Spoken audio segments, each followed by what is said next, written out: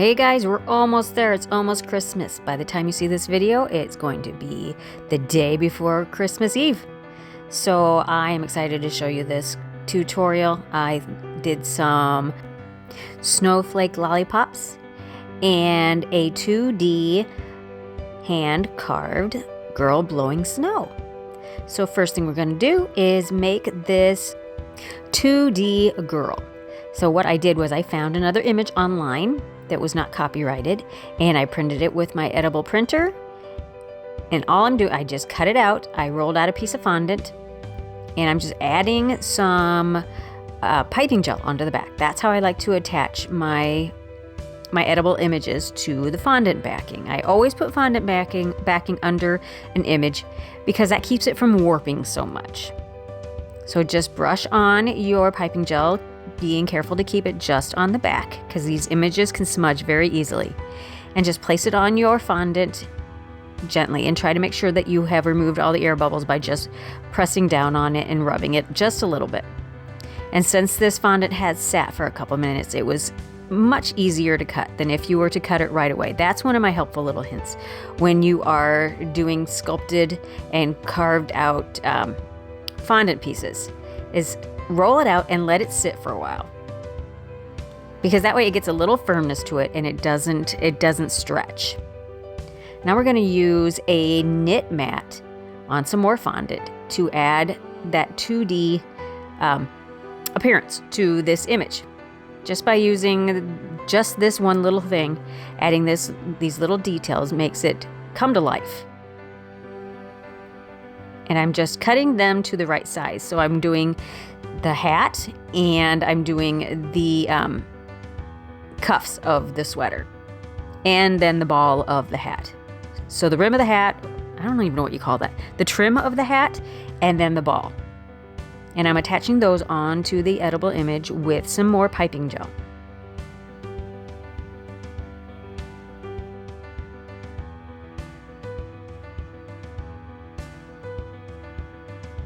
And this hat, the brim of this hat or the trim of this hat, I wanted it to kind of wrap around the side of the fondant a little bit. So I'm allowing a little bit of room when I'm cutting that piece off. So I can just kind of tuck it under there just a little bit. Makes it look a little bit more realistic. It just adds that extra bit of thought and care into your design. And then I am using just this little flower mold. It's for your centers of your flowers. I think that's for a sunflower is what that's meant for. And I rolled a little half moon shape and pressed it into that.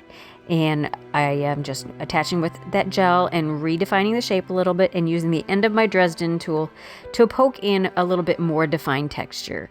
I wanted it a little bit more obvious. I mean, it would have worked without it, but I just thought it really finished it off by doing it that way. Now we're just going to set it aside. I actually placed it on the side of a bucket so that as it's drying a little bit, it is conforming to the shape, the curve of something, so it doesn't crack when you transport it back onto your cake. And then we're also just cutting out some different shaped snowflakes. And this is going to be very appropriate with all the snow we're going to supposedly have by the time you see this video. We'll see if that turns out to be like they're saying now. Who knows? This is unpredictable. So we're gonna make our lollipops, and I'm using it's actually candy. The candy crystals that you can buy in the store. I will attach a link to where you can get that.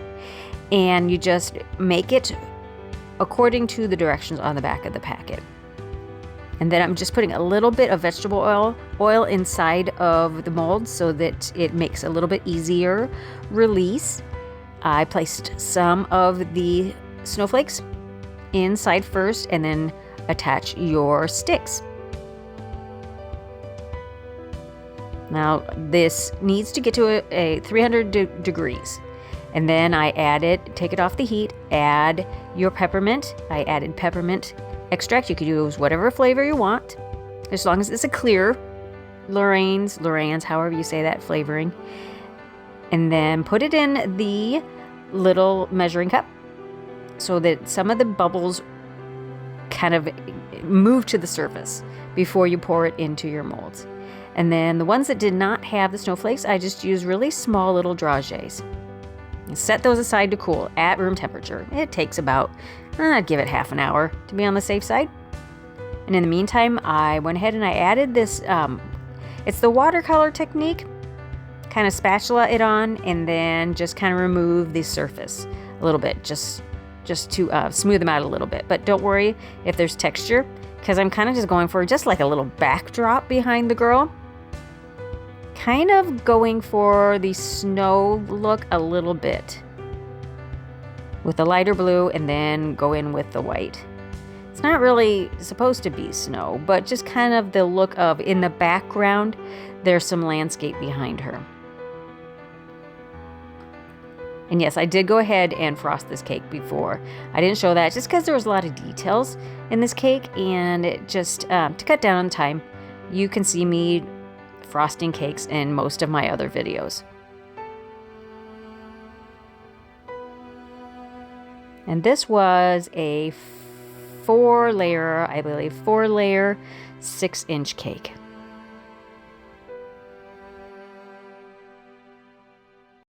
Since the buttercream had not crusted yet, I just went ahead and placed the girl directly on there. Same with the snowflakes. Since the cake had been in the refrigerator before I started doing the landscape, it has been sitting out long enough that it's starting to get a little bit of condensation, so you don't have to worry about adding anything to those snowflakes to get them to stick, but if you do need to, you can just put a little water behind them. Little water. These are not so big that piping gel will not work. It will work. If you have bigger details, I wouldn't use piping gel just because it can slide down the cake a little bit. But yeah, either one of those will work just fine. Water or a little piping gel, or even a little dollop or a little buttercream if you want to pipe it on the back there. And then I added a little bit of piping gel on. I wrestled with this a little bit. It didn't really want to stick on this image, but I did get it. A little piping gel on there, and I just kind of maneuvering those around till I get them where I want them. And I used 2 different size of dragées, kind of get the look of a little bit more dimensional. Some smaller flakes and some bigger flakes. Now these are already in the image, so I'm just giving it a little bit more of that 2D effect again. And then that way I can continue that look beyond the image so that it looks like she has blown the snow out of her hands. And then I'm just adding some more throughout. And while I have a second here, I wanted to let you guys know that there probably will not be an upload on the day after Christmas. And 2 days after Christmas, I'm actually leaving to go to London. I'm very excited. And I'm going to take my camera because you never know what might happen. And I already did get permission from Cupcake Gemma. If you follow me, you probably follow her as well at Crumbs and Doilies.